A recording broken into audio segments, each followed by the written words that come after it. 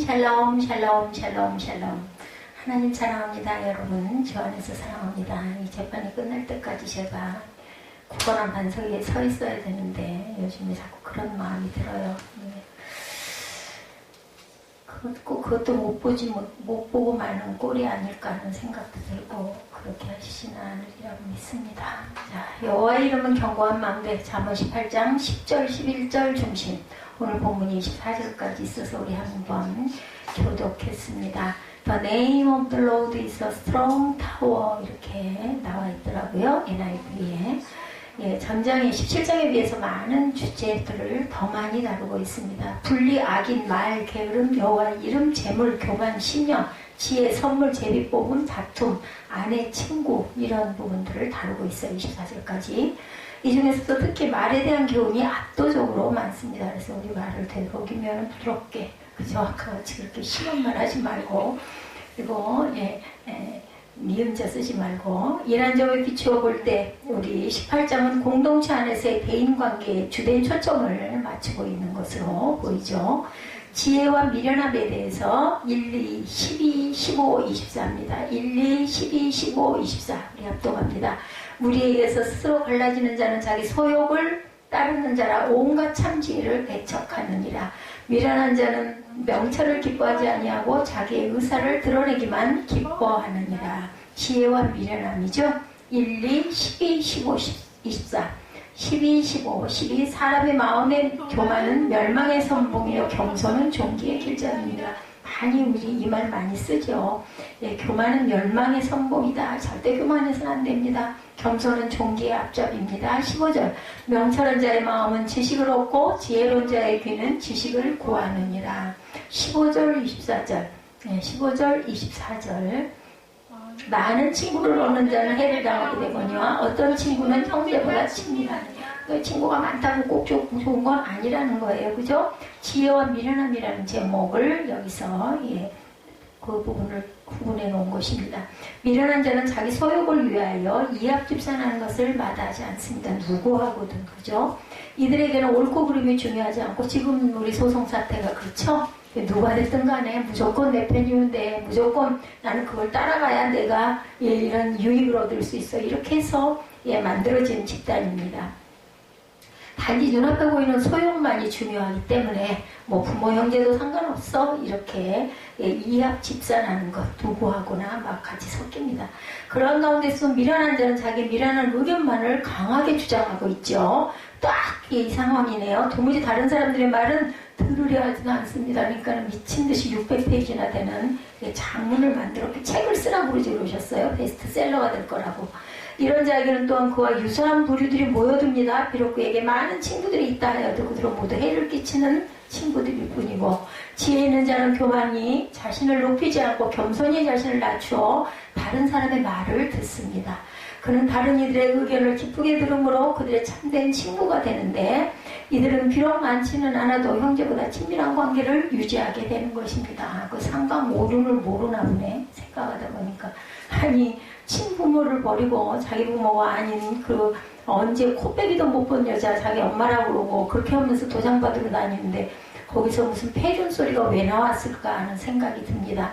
본문은 지혜를 겸손과 미련함을 교만과 연결시킵니다. 자기 자식들도 있을 텐데 교만과 겸손은 상반되는 특성으로 그들의 결과도 상반되게 나타납니다. 악인의 소욕에 대해서 잠언 10장 3절입니다. 야훼께서 의인의 영혼은 줄이지 않게 하시나 악인의 소욕은 물리치시죠. 친밀한 친구 요한복음 15장 13, 14절입니다. 사람이 친구를 위하여 자기 목숨을 버리면 이보다 더 큰 사랑이 없나니. 참 이거 대단한 친구를 위한 그 자기 목숨까지 버리는 희생 사랑이죠. 너희는 내가 명하는 대로 행하면 곧 나의 친구라. 예수님이 우리를 친구라 하시고 자신의 목숨을 우리를 위해서 대속의 제물로 주셨어요. 그죠? 악하고 게으른 자에 대해서 3호 9절입니다. 3절 5절 9절 악한 자가 이럴 때는 멸시도 따라오고 부끄러운 것이 이럴 때에는 능욕도 함께 오느니라. 5절 악인을 두둔하는 것과 재판할 때 의인을 억울하게 하는 것이 선하지 아니하리라 라고 말씀합니다. 9절입니다. 자기 일을 게을리하는 자는 패간한 자의 형세다. 자기 일을 항상 부지런히 해야 되겠죠. 예수님께서도 이 두 개념을 결합하여 사용하실 만큼 매우 밀접한 관계를 가지고 계십니다. 악한 것과 게으른 것은 관계없는 개념으로 보이지만 꼭 그렇지가 않다라는 거죠. 이 두 결합을, 이 개념을 결합해서 사용하셨어요. 예수님께서는 악한 것과 게으른 것, 이제 비교해서 배조시켜서 항상 말씀하시죠. 특히 잠언적인 배경에서는 악인은 게으르고 게으른 자는 악하다. 악인은 게으르고 게으른 자는 악하다. 그 여인은 게으르지는 않던가요? 악인은 그의 사고방식과 행동방식이 매우 왜곡되어 있어서 그가 내리는 판단은 하나님이 정하신 기준과 정반대가 됩니다. 악인은 악을 행하는 자를 옳다고 변호하고 재판할 때 의인을 억울하게 합니다. 그렇죠?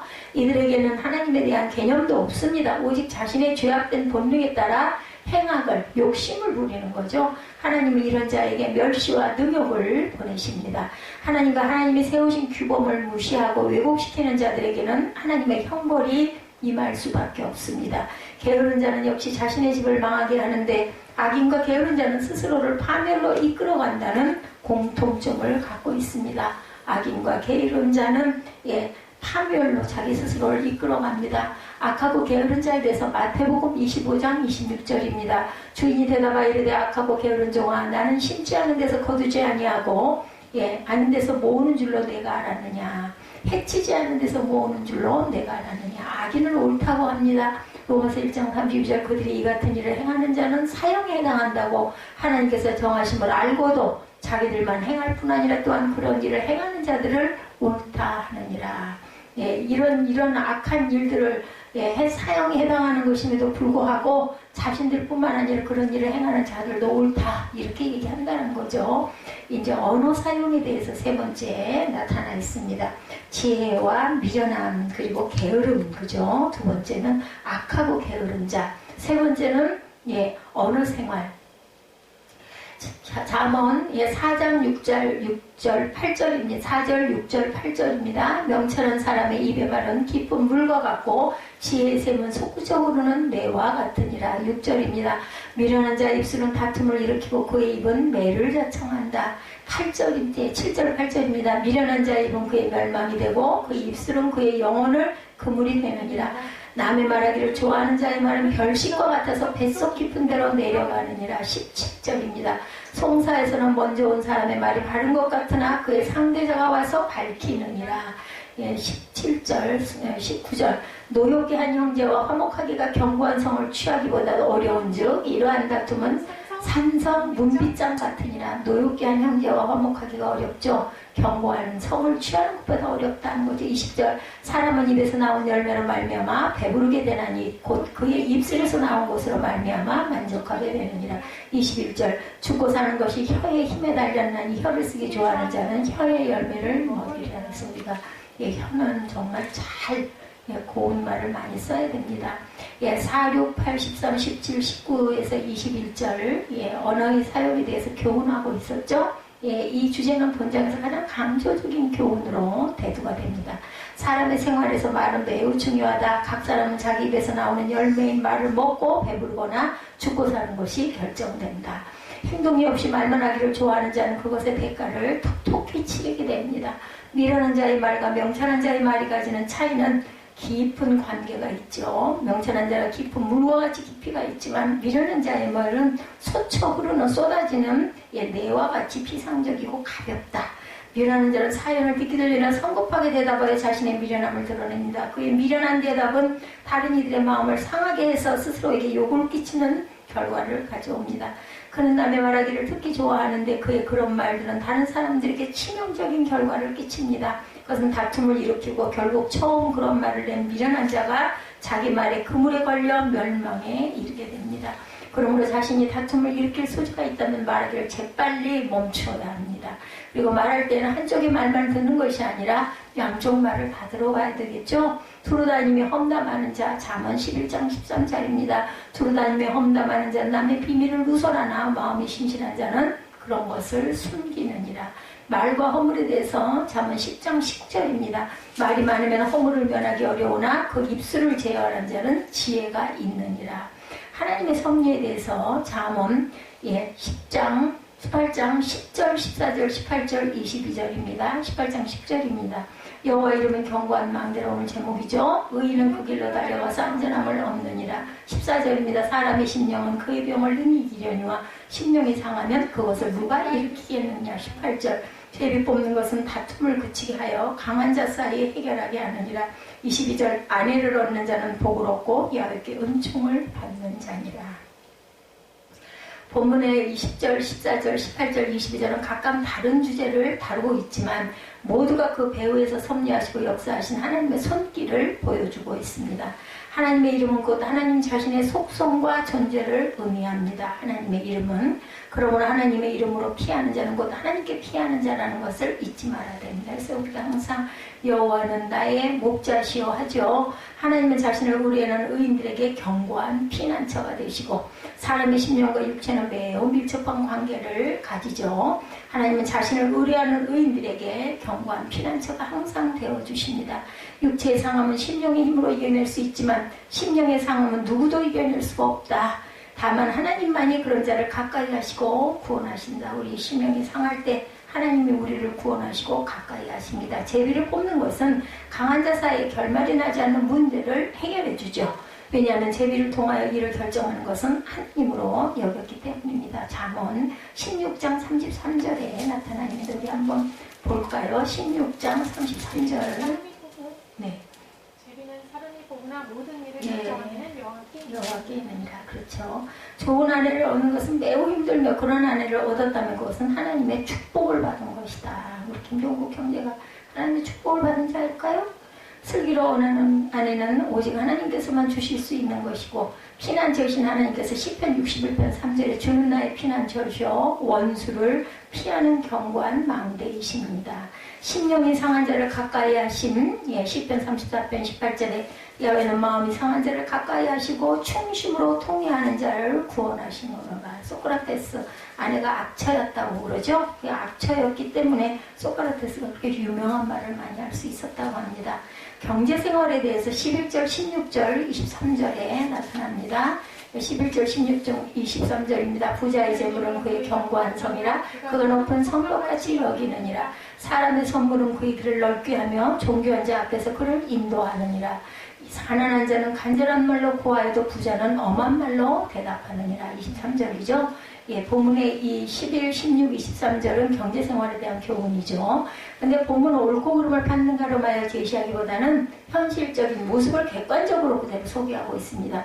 일반적으로 재물은 그것을 많이 가진 자에게 여러 가지 이득과 성벽과 같은 든든함을 제공해 준다고들 여기죠. 돈 있으면 마음이 좀 이렇게 넉넉해지죠.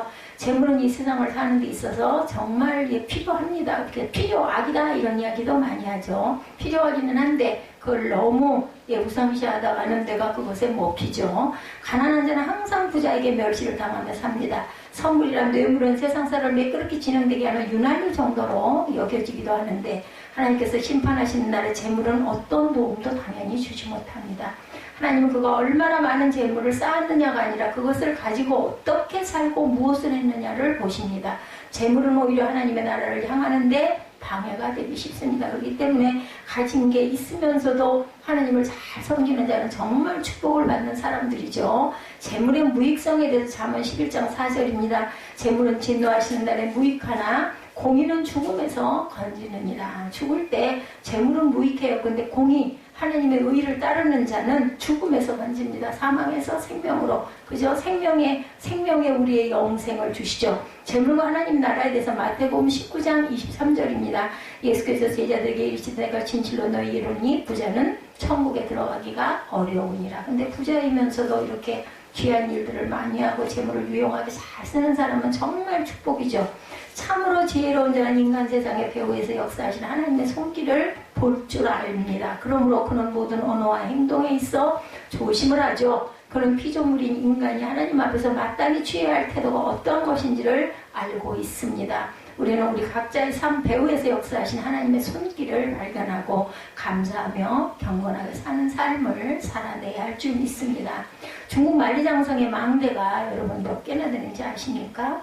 만리장성의 그 연장 길이가 약 270만 미터라고 하네요. 270만 미터. 그러니까 270만 미터니까 몇 킬로예요? 270킬로인가요? 1000이죠. 270km. 270만 미터면은 270km인가? 만리장성의 지선 그 길이와 연장 길이를 합하면은 단시 100천 만십만 100만 약 550만 미터라고 합니다. 망대가 약 100m 간격으로 세워졌다고 그래요. 그래서 망대의 개수가 2만 8천 개 정도가 된다고 합니다. 이렇게 긴 성과 망대 때문에 중국이 평안했는가? 아니죠. 끊임없는 외적의 침입이 있었어요. 자꾸 망대를 크게 늘렸지만 변방의 오랑캐들의 약탈은 수없이 계속 일어납니다.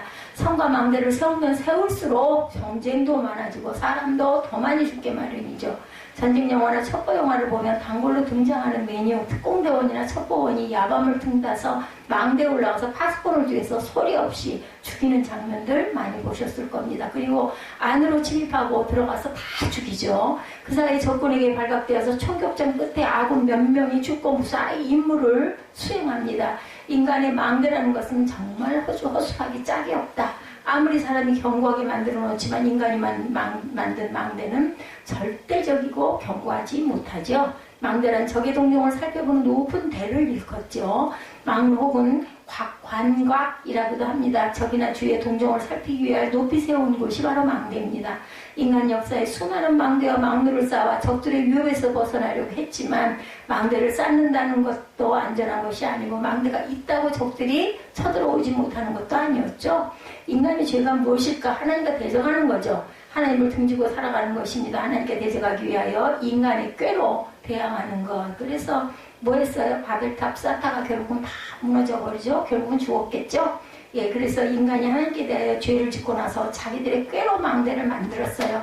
인간의 죄는 망대를 잘못 만들게 합니다. 망대를 어디로 향해서? 하나님을 향해서. 그죠? 바벨탑을 쌓았습니다. 창세기 11장 4절에 또 말하되 자 성과 탑을 건설해 그 탑 꼭대기를 하늘에 닿게 하여 우리 이름을 내고 온 지면에 흩어짐을 면하자 하였습니다. 탑이란 망대를 말하죠. 망대를 만들어 서로 관찰하면서 흩어짐을 면하자는 거죠. 그런데 그들이 망대를 만들고 나서 흩어짐을 면할 수가 없었죠. 결과적으로 보면 바벨탑은 쌓다가 흩어집니다. 그들은 탑을 쌓으면서 하늘에 닿을 탑이라고 했습니다. 바벨탑은 하나님을 대적하는 교만한 망대. 하나님께 어떻게 우리가 닿겠습니까? 우리가 영으로 가는 거죠. 하나님은 스스로 이 망대를 무너뜨리고 사람들로 하여금 흩어지게 하십니다. 성경이 가르치는 대로 여호와께서 성을 지키지 아니하시면 파수꾼에 깨어 있음이 허사로다라고 말씀을 실감합니다. 하나님이 견고한 망대가 되셔서 지키셔야 안전할 수가 있고 망대가 적을 감시하지 못하면 망대의 역할은 잃는 것입니다. 망대가 무너지면 성이 무너집니다. 망대가 무너지면 민족이 무너집니다. 현재 우리의 현실을 살펴보면 마치 망대가 무너진 것 같은 현실을 봅니다. 우리나라가 그렇고 한국 교회가 그렇고 파수꾼이 잠들어 있어 망대가 적에게 침입을 당한 상황과 같습니다. 아군보다 적군이 더 강해 보입니다. 그죠? 예, 우리 정통보다는 이단들이 더 강하게 판을 칩니다. 이럴 때 우리는 견고한 망대를 찾아야 하고 강하신 하나님을 외쳐야 합니다. 시편 61편 3절에 주는 나의 피난처시오 원수를 피하는 견고한 망대이십니다. 예, 성경은 하나님을 견고한 망대라고 부릅니다. 하나님의 이름을 견고한 망대라고 합니다. 이스라엘 백성들의 하나님의 이름은 그들의 하나님께 대한 소망이며 기대감이고 믿음이었습니다. 하나님께서 견고한 망대가 되셔야 사방을 바라보고 지키실 것이죠. 예, 앞도 뒤도 살피실 것입니다. 그리스의 신 야누스는 양면을 본다고 하는데 하나님은 모든 것을 보셔요. 양면뿐만이 아니라 동서남북을 보십니다. 하나님께서 친히 지으신 하늘도 땅도 지키십니다. 견고한 망대이신 하나님을 의지하는 저와 여러분이 되시기 바랍니다. 첫째 견고한 망대는 야훼의 이름이에요. 그죠? 잠언 18장 10절 상반절에 여호와의 이름은 견고한 망대다 이렇게 말합니다. 야훼의 이름이죠. 하나님 이름이 여호와이고 여호와는 그 자체가 이름입니다. 스스로 있는 자죠. 근데 하나님은 야훼 외에도 많은 이름을 가지고 계세요. 그죠? 하나님의 이름은 하나님의 속성을 드러내는 표현이죠. 이레 하나님, 니시 하나님, 라파의 하나님, 예, 그 이스라엘의 하나님, 그리고 예, 우리의 임마누엘의 하나님, 예, 우리에게 계시된 하나님이라는 뜻. 하나님은 적이 절대 넘나볼 수 없는 견고함을 가지신 분입니다. 성경은 하나님의 눈, 하나님의 귀, 하나님의 손이라고 표현을 합니다. 하나님은 눈기 손 이걸 가지고 무엇을 하셨어요? 이런 하나님의 것들을 통하여 하나님의 백성들을 바라보시고 보호하시는 역할을 합니다. 하나님께서 만드신 모든 만물, 특히 하나님의 가장 귀한 피조물인 사람을 위하여 하나님의 눈과 귀와 손을 쓰고 계시죠. 낮에 보기 위한 눈, 밤에 듣기 위한 귀라는 말이 있죠. 하나님께서 왜 눈을 만드셨어요? 낮을 만드셨기 때문입니다. 하나님께서 귀를 만드신 건 밤을 위해서 만드셨어요. 보이지 않는 밤에 귀로 들으라고. 사람이 듣기만 하면 되고 보기만 하면 될까? 하나님께서는 하나님의 사람이 견고하게 살아가게 하시려고 인간의 눈도 귀도 만드셨다라는 거죠. 하나님은 항상 망대를 지키는 파수꾼처럼 눈을 부릅뜨고 주무시지도 졸지도 않는 하나님. 역대하 16장 9절에 여호와의 눈은 온 땅을 두루 감찰하신다라고 말씀합니다. 눈을 부릅뜨고 온 땅을 감찰하고 계시고 하나님의 귀를 쫑긋이 세우고 계시죠. 세미한 소리 가운데 계시는 여호와 하나님. 큰 우레소리에만 있는 게 아니고 바람이 지나간 세미함 속에도 계십니다. 엘리야가 그랬죠. 비둘기는 자면서도 눈을 뜨고 사방을 감시한다고 그래요. 자는 것 같지만 잠시도 주변을 감시하고 살피는 일을 멈추지 않아요. 어떻게 잠을 잘까요?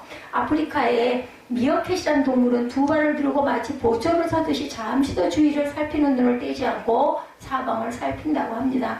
하나님께서 이런 모습으로 잠시도 눈을 떼지 않고 우주 온 민족을 살피십니다. 어느 목사님이 오래전 군복무 시절에 간첩을 잡아서 훈장을 탄 국가유공자가 계셨다고 그래요. 이 목사님은 전방에서 군견을 관리하셨대요. 야간 순찰 도중에 개가 간첩을 발견했다고 합니다. 군견을 관리했는데 개가 간첩의 바스락거리는 소리를 듣고 짖었어요. 목사님은 간첩에게 총을 발사해서 간첩을 잡았다고 합니다. 처음 간첩을 발견한 것은 목사님이 아니라 훈련받은 군견이었다고 그러죠. 개는 귀가 밝고 코가 발달해서 간첩을 잘 잡게 하죠. 그래서 어디 갈 때, 산길 갈 때, 그죠? 그리고 그 적을 붙을 때, 도둑을 붙을 때, 그 개가 앞장서가지고 냄새를 맡죠. 그 목사님 개 덕에 평생 유공자로서의 보훈연금을 타고 계신다고 해요. 그러니 개가 얼마나 감사할까요? 개는 귀가 밝고 눈이 밝음으로 그 역할을 잘 할 수 있습니다. 견고한 망대는 작은 소리도 어둠 속에서 작은 빛도 절대로 놓치지 말아야 합니다. 다윗 망대가 예루살렘에 가면 있다고 해요. 예루살렘 구시가지 성벽 자파문 옆에 있는 망대인데 기원전 2세기 예수님 오시기 전이죠. 2세기 이 망대를 지었다고 합니다. 2200년 전의 일이죠. 지금 2020년이니까 2020년이 그리고 그 전의 일이죠. 오랜 역사 속에서 예루살렘의 기독교와 이슬람교와 오스만 터키 등이 지배당하면서 그때마다 예루살렘을 통치한 세력가들의 군사 요새로 활용을 하고 있었다고 그래요. 다윗망대. 다윗망대는 예루살렘 방어의 중요한 전략적 장소가 되었습니다. 아랍인들이 638년에 예루살렘을 정복하죠. 1098년에 십자군이 예루살렘을 공격하였을 때 다윗망대에서 십자군을 막습니다. 참 역사는 아이러니합니다. 다윗망대에서 십자군의 참패를 당하죠. 16세기부터 400년간 오스만 터키가 예루살렘을 지배하였을 때 다윗망대는 군대 병영으로 사용되었다고 해요.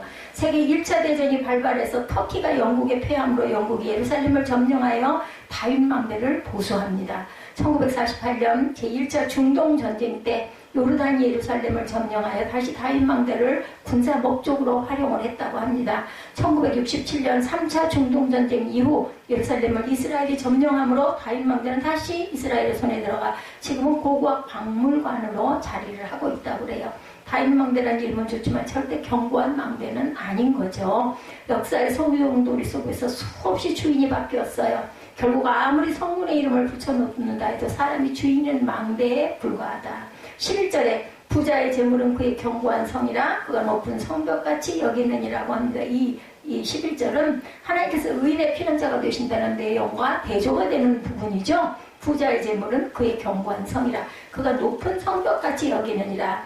여기느니라는 베마스키토란 말인데 상상 속에서 생각하는 것을 의미합니다. 부자는 돈을 견고한 성이라고 생각하지만 상상이다, 생각일 뿐이다 라는 뜻이 실제가 아니다. 그건 상상일 뿐이다. 재물, 건강 어느 것도 견고한 성이 되지는 못합니다. 재물이 아무리 많아도 건강을 잃어버리면은 뭐 방법이 없죠. 그 재물은 내게 아닙니다.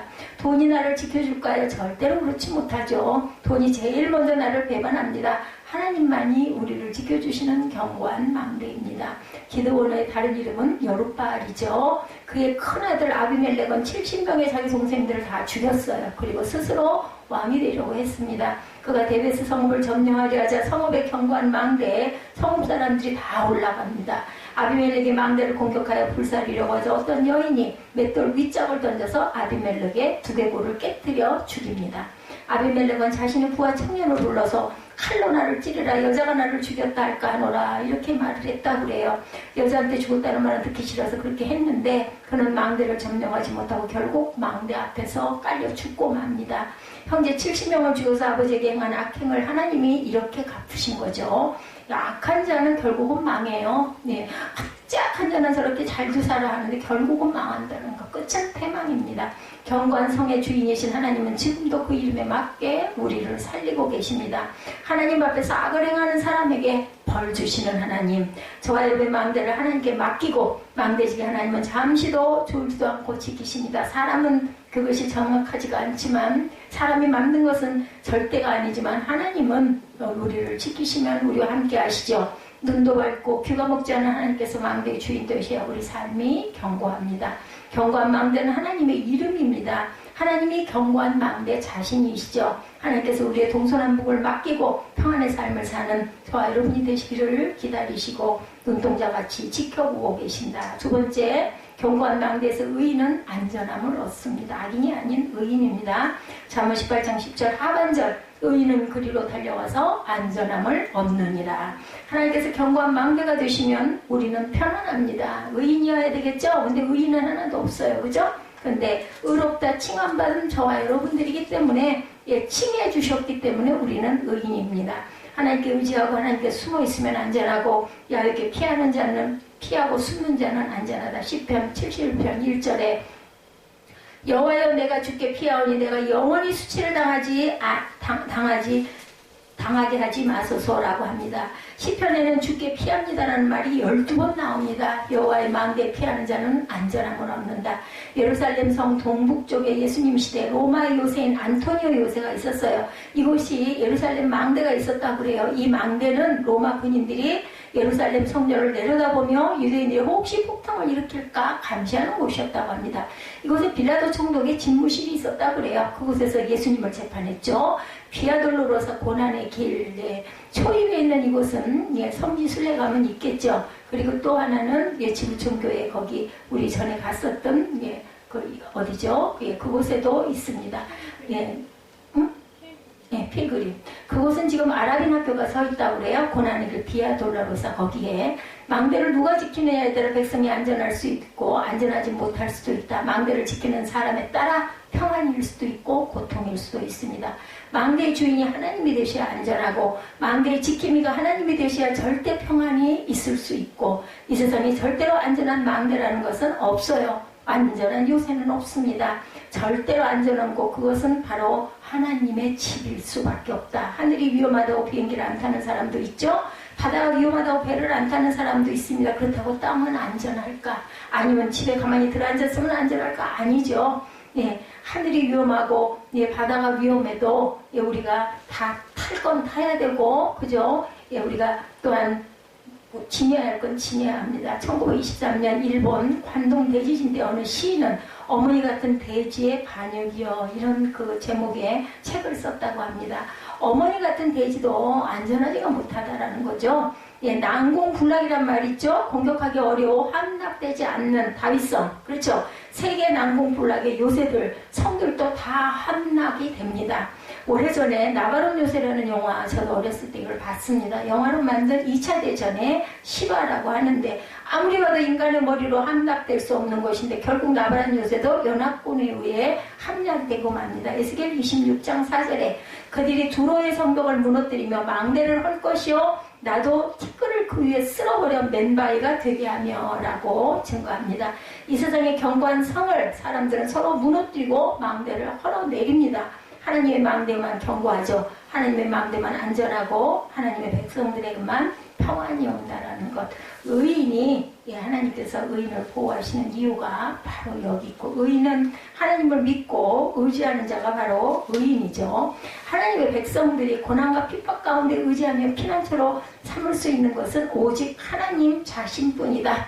성경에는 용사들의 망대라는 말이 여러 번 나옵니다. 망대는 용사들이 지키고 용사들이 망대를 지킬 때 안전하다고 생각했는데, 누가복음 13장 4절에 실로암에서 망대가 무너져 치어 죽은 18사람이라고 증가합니다. 망대가 적을 지키기는커녕 자기 사람들을 죽였다는 거죠. 이렇게 허술한 게 인간의 망대라는 것. 피난처에 있으니 환난을 당한 자 이리 오라. 땅들이 변하고 물결이 일어나 산 위에 넘치되 두렵지 않네. 이 찬송을 들을 때마다 우리는 힘을 냅니다. 우리 하나님은 견고한 망대, 견고한 성, 함락되지 않은 피난처이시기 때문이고, 그 하나님을 의지하고 든든히 살아가시는 저와 여러분 되시기 바랍니다. 여호와는 견고한 망대고 온 땅을 두루 감찰하고 계시고, 졸지도 않고 주무시지도 않고 아주 세미한 소리를 들으실 만큼 귀가 커다랗게 열려있는 나팔통과 같다. 우리 하나님께서 우리와 우리 나라를 지켜주시기를 우리는 초원하고 기도합니다. 동쪽으로 일본을 지켜주셔서 독도가 자기 땅이라고 하지 않도록 해주시기를 바랍니다. 서쪽으로 점점 공룡처럼 커가는 중국 우리 민족과 통일에 걸림돌 되지 않도록 묶어주시기를 기원합니다. 북쪽으로 북한이 역사를 오판하지 않고 무력 도발을 하지 않도록 막아주시기를 바랍니다. 남쪽으로는 무엇일까요? 이번 여름에 남쪽에서 오는 태풍이 우리나라에 오기 전에 동쪽이든 서쪽으로 끼든 비켜가 주시기를 기도합니다. 하나님께서 아브라함에게 동서남북을 바라보라 말씀하셨죠. 내가 밟고 있는 땅이 내 땅이 되게 하겠다고 하셨는데, 우리의 동서남북이 견고한 망대이신 하나님으로 말미암아 견고한 나라가 되기를 주님의 이름으로 축복합니다. 오늘은 잠언 18장 10절 하반절, 여호와 이름은 견고한 망대, The name of the Lord is a strong tower. 이 말씀을 가지고 세상 사람이 아무리 난공불락에 요새를 짓는다 하더라도, 망대를 세운다 하더라도 하나님 자신이 견고한 망대일 수밖에 없고, 인간이 지은 모든 것들은 결국은 흩어지고 깨지고 그것이 무너져 사람을 죽게 하는 그러한 것이다. 그리고 많은 전쟁에서도 그 망대로 인하여 결국은 점령을 당하고 난공불락이라는 것은 있을 수 없고, 오직 하나님만이 견고한 망대시라는 말씀을 가지고 우리 함께 은혜를 나눴습니다.